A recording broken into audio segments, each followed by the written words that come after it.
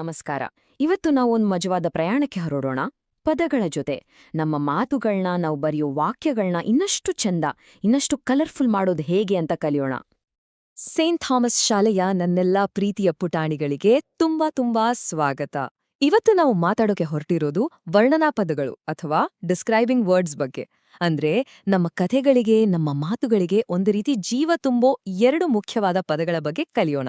Ready ಇದ್ದೀರಾ? ಸರಿ, ಹಾಗಾದ್ರೆ ಶುರು ಮಾಡೋಣ.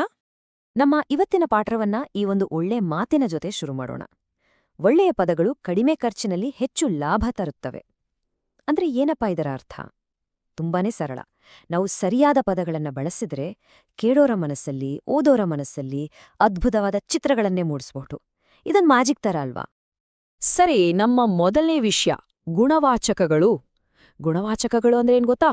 ಒಂದು ಬಿಸಿ ಬಿಸಿ ಸೂಪ್ನಲ್ಲಿರೋ ಮಸಾಲೆ ಇದ್ದಾಗೆ. ಬರೀ ಸೂಪ್ ಕುಡಿದ್ರೂ ಚೆನ್ನಾಗಿರುತ್ತೆ ಅಲ್ವಾ? ಆದ್ರೆ ಅದಕ್ಕೆ ಸ್ವಲ್ಪ ಮಸಾಲೆ ಹಾಕಿದ್ರೆ ಆಹಾ, ಅದರ ರುಚಿನೇ ಬೇರೆ, ಘಮನೇ ಬೇರೆ. ಗುಣವಾಚಕಗಳು ಕೂಡ ನಮ್ಮ ವಾಕ್ಯಗಳಿಗೆ ಇದೇ ಕೆಲಸ ಮಾಡುತ್ತೆ. ಅದಕ್ಕೆ ಟೇಸ್ಟ್ ಕೊಡುತ್ತೆ, ಡೀಟೇಲ್ಸ್ ಕೊಡುತ್ತೆ.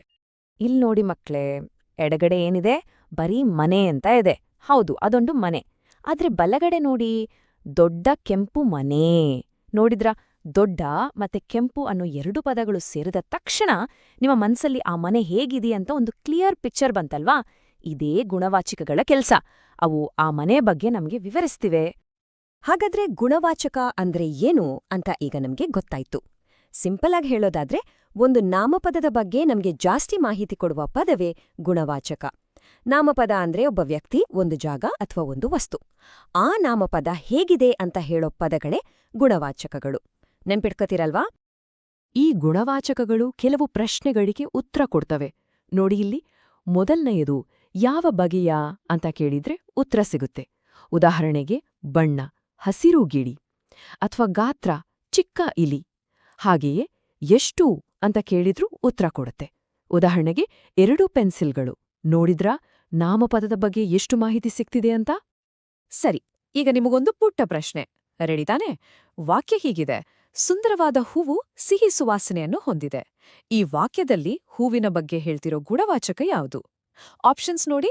ಎ ಹೂವು, ಬಿ ಸುಂದರವಾದ, ಸಿ ಹೊಂದಿದೆ, ಅಥವಾ ಡಿ ಸುವಾಸನೆ. ಯಾವ್ದಿರ್ಬೋದು? ಸ್ವಲ್ಪ ಯೋಚನೆ ಮಾಡಿ. ಓಕೆ, ಸರಿಯಾದ ಉತ್ತರ ಬಿ ಸುಂದರವಾದ. ಯಾಕಂದ್ರೆ ಆ ಹೂವು ಹೇಗಿದೆ ಅಂತ ಹೇಳ್ತಿರೋದು ಇದೊಂದೇ ಪದ. ತುಂಬಾ ಚೆನ್ನಾಗಿ ಹೇಳಿದ್ರಿ. Very good. ಈಗ ನಮ್ಮ 2ನೇ ವಿಷಯಕ್ಕೆ ಹೋಗೋಣ. ಕ್ರಿಯಾ ವಿಶೇಷಣಗಳು. ಗುಣವಾಚಕಗಳು ವಸ್ತುಗಳ ಬಗ್ಗೆ ಹೇಳಿದ್ರೆ, ಕ್ರಿಯಾ ವಿಶೇಷಣಗಳು ಕೆಲ್ಸದ ಬಗ್ಗೆ, ಅಂದ್ರೆ ಕ್ರಿಯೆಗಳ ಬಗ್ಗೆ ಹೇಳುತ್ತೆ. ಇದನ್ನ ಅರ್ಥ ಮಾಡ್ಕೊಳ್ಳೋಕೆ ಕ್ರಿಕೆಟ್ ಕಾಮೆಂಟೇಟರ್ ಬಗ್ಗೆ ಯೋಚನೆ ಮಾಡಿ. ಅವರು ಪ್ಲೇಯರ್ ಬಗ್ಗೆ ಹೇಳೋದಕ್ಕಿಂತ ಆ ಪ್ಲೇಯರ್ ಹೇಗೆ ಆಡ್ತಿದ್ದಾರೆ ಅನ್ನೋದನ್ನ ಜಾಸ್ತಿ ವಿವರಿಸ್ತಾರೆ ಅಲ್ವಾ? ಅದೇ ರೀತಿ ಈ ಚಿತ್ರವನ್ನ ನೋಡಿ. ನಾಯಿ ಓಡುತ್ತದೆ. ಇಲ್ಲಿ ಕೆಲ್ಸ ಯಾವುದು? ಕ್ರಿಯಾಪದ ಯಾವುದು? ಓಡುತ್ತದೆ ಅನ್ನೋದು ಅಲ್ವಾ? ನಾಯಿ ಏನು ಮಾಡ್ತಿದೆ ಅಂತ ಈ ಪದ ಹೇಳುತ್ತೆ.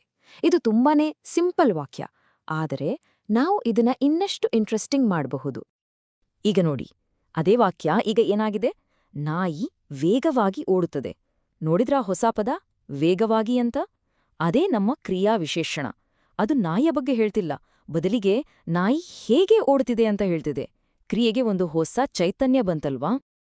ಸರಳವಾಗಿ ಹೇಳ್ಬೇಕು ಅಂದ್ರೆ, ಒಂದು ಕ್ರಿಯಾಪದದ ಬಗ್ಗೆ, ಅಂದ್ರೆ ಒಂದು ಕೆಲಸದ ಬಗ್ಗೆ ನಮಗೆ ಹೆಚ್ಚು ಮಾಹಿತಿ ಕೊಡುವ ಪದವೇ ಕ್ರಿಯಾವಿಶೇಷಣ.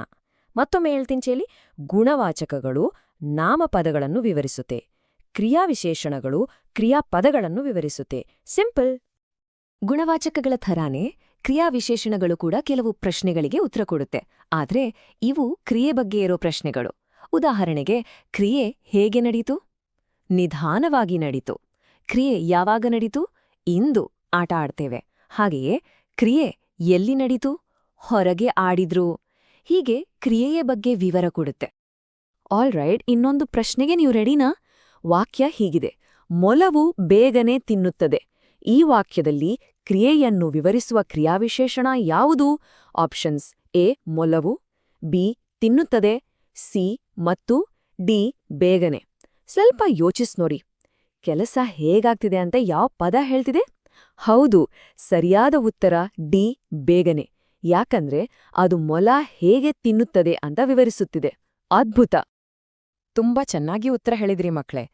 ಇವತ್ತು ನಾವು 2 ತುಂಬಾ ಮುಖ್ಯವಾದ ವಿಷಯಗಳನ್ನ ಕಲ್ತಿದ್ದೀವಿ.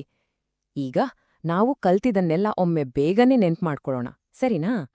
ಸರಿ, ಹಾಗಾದ್ರೆ ಇವತ್ತಿನ ಪಾಠದ ಮುಖ್ಯ ಅಂಶಗಳು ಏನು? ಮೊದಲನೆಯದು, ಗುಣವಾಚಕಗಳು ನಾಮಪದಗಳನ್ನು ವಿವರಿಸ್ತವೆ. ಅಂದ್ರೆ ವ್ಯಕ್ತಿಗಳು, ಸ್ಥಳಗಳು, ವಸ್ತುಗಳು ಹೇಗಿದೆಯಂತ ಹೇಳ್ತವೆ. ಎರಡನೆಯದು, ಕ್ರಿಯಾವಿಶೇಷಣಗಳು ಕ್ರಿಯಾಪದಗಳನ್ನು ವಿವರಿಸ್ತವೆ. ಅಂದ್ರೆ ಒಂದು ಕೆಲಸ ಹೇಗೆ, ಎಲ್ಲಿ, ಯಾವಾಗ ನಡೀತು ಅಂತ ಹೇಳ್ತವೆ. ಇವೆರಡನ್ನ ನೀವು ನೆನಪಿಟ್ಕೊಂಡ್ರೆ ನಿಮ್ಮ ಮಾತು, ನಿಮ್ಮ ಬರವಣಿಗೆ ಎರಡೂ ಇನ್ನಷ್ಟು ಸುಂದರವಾಗುತ್ತೆ. ಇಷ್ಟೊತ್ತು ಗಮನವಿಟ್ಟು ಕೇಳಿದ್ದಾಗಿ ನನ್ನೆಲ್ಲಾ ಪ್ರೀತಿಯ ಮಕ್ಕಳಿಗೆ ತುಂಬು ಹೃದಯದ ಧನ್ಯವಾದಗಳು. ಹೀಗೆಯೇ ಚೆನ್ನಾಗಿ ಅಭ್ಯಾಸ ಮಾಡಿ ನೀವು ಕೂಡ ಪದಗಳ ಜೊತೆ ಆಟ ಆಡೋದನ್ನ ಕಲಿತುಬಿಡ್ತೀರಿ. ಮತ್ತೆ ಸಿಗೋಣ, ಹೋಗಿ ಬರುವೆ.